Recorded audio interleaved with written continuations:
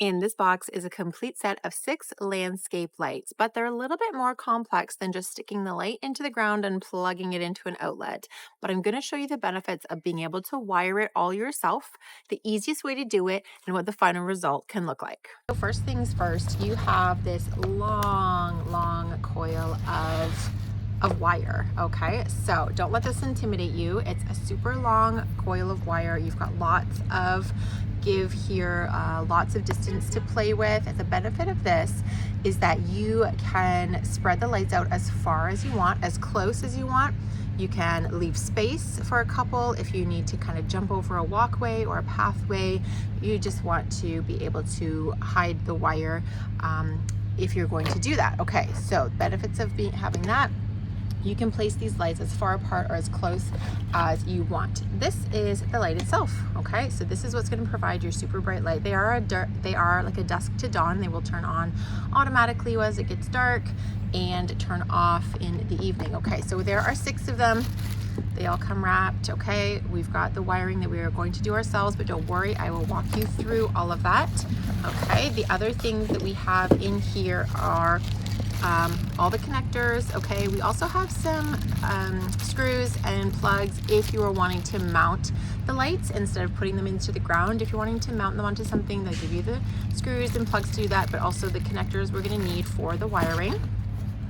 Okay, we have, this is your main power source. Okay, pro tip is to make sure that this is mounted somewhere where it's not going to get completely weathered. Okay, so you want it a little bit covered. Maybe they are waterproof and weatherproof, but they will last you a lot longer if you can protect them a little bit.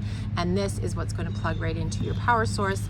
We're going to connect everything through here and show you how to use it all. And the last thing we have here are the stakes if we do choose to put the lights in to the ground. Okay, so we're going to have to put the lights on the stakes, show you how to do that and how to put it all together.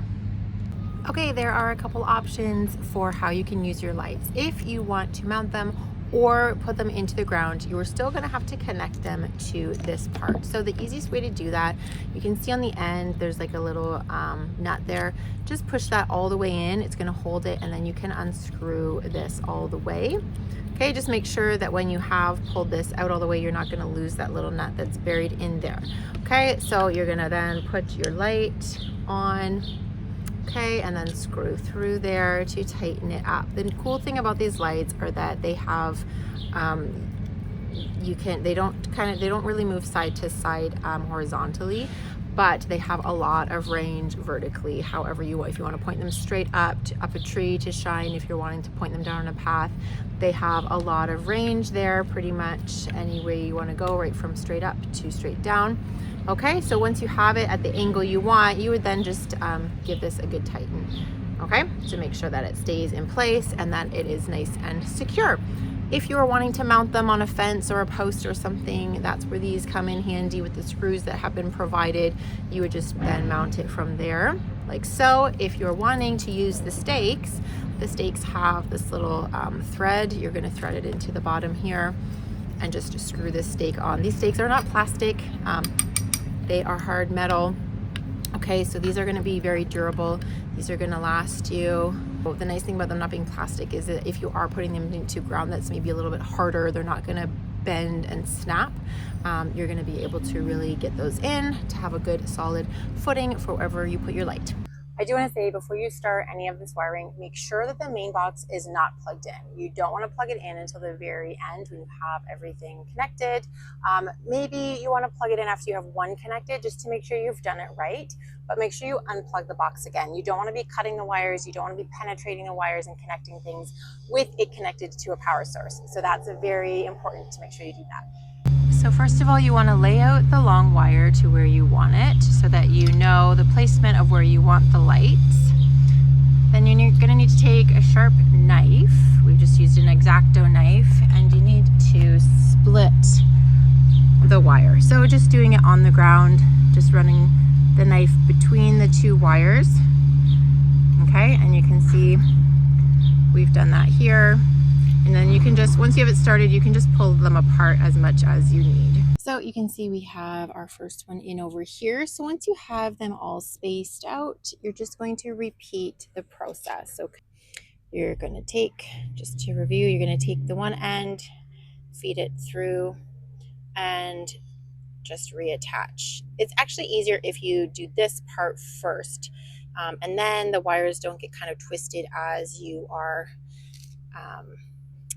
as you're connecting them then. Okay, so remember, this little pin is meant to penetrate the wire. In fact, it needs to do that in order for the lights to work and for there to be connection. So you put those on securely, then you unscrew the other end of it, right? And then you feed these, one of the two wires through it like so.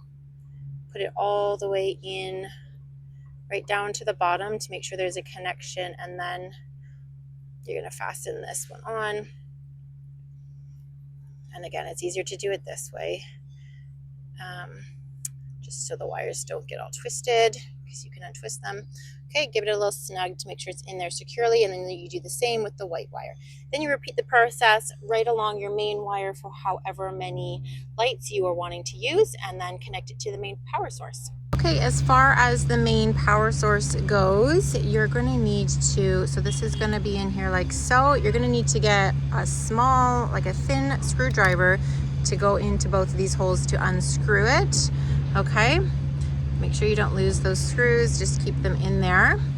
Okay, so we have inside here, we have these little screws that are going to go in here. So the other ends of your main power cord need to come up through the bottom into those holes, and then the screws you're going to tighten down on top. Okay, so you'll have to make sure that we split the wire as well from the end. You can do that with a knife or just try pulling them apart. Okay, so as they are split, we're going to have one come in here and one in here, and then you're going to screw the screws down on top of them.